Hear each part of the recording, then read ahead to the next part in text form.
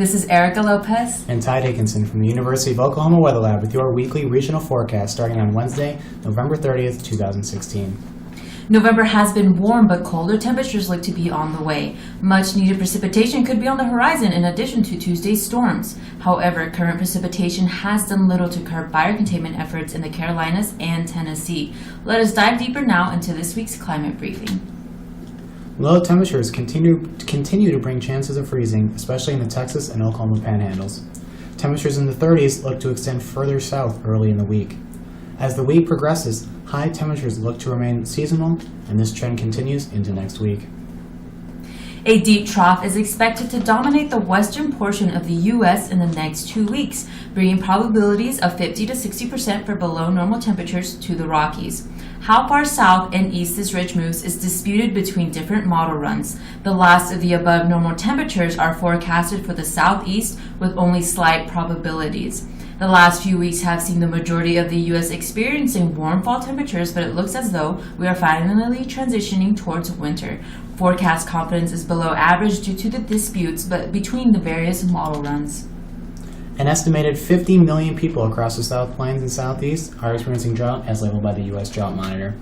Extreme to exceptional droughts are plaguing Alabama, Mississippi, Georgia, and Tennessee, despite the rain that fell in the region recently. Rainfalls from half an inch to 2 inches in the last few days have helped lessen the exceptional droughts, although much more precipitation will be needed to fully alleviate the current conditions. Parts of the Carolinas, Georgia, and Tennessee are currently being ravaged by wildfires. As of Tuesday, November 29th, there are 4 large fires contained and 15 large fires uncontained, a large number of which were caused by humans. Tens of thousands of acres of land have been burnt as a result of these fires. In particular, the city of Gatlinburg, Tennessee, has seen evacuations of neighborhoods and curfews in other parts of the city. As of Tuesday night, there were 3 dead in the eastern Tennessee fires per CNN.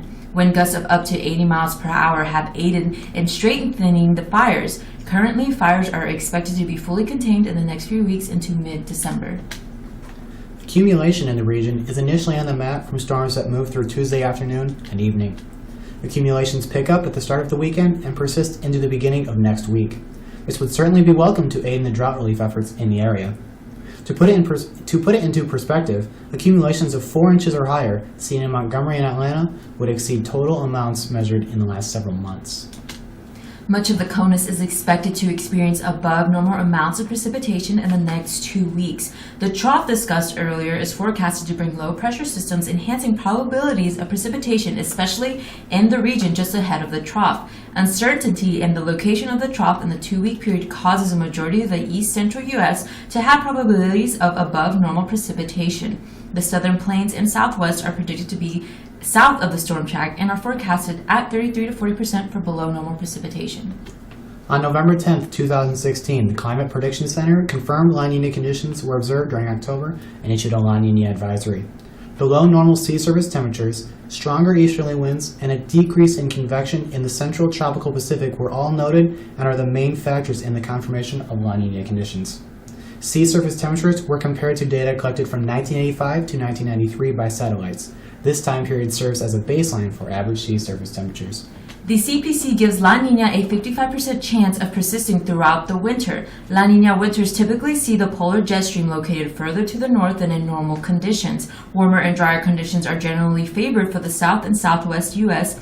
Northern parts of the U.S. are generally colder, with wetter conditions typically seen in the Pacific Northwest and southern Great Lakes region. The 1 and 3 month outlooks for temperature and precipitation will remain the same as discussed in last week's briefing. For more information regarding these, check out the November 22nd briefing. This has been your forecast brought to you by the University of Oklahoma Weather Lab, a top academic weather and research program in the United States and U.S. partner of the Southern Climate Impacts Planning Program.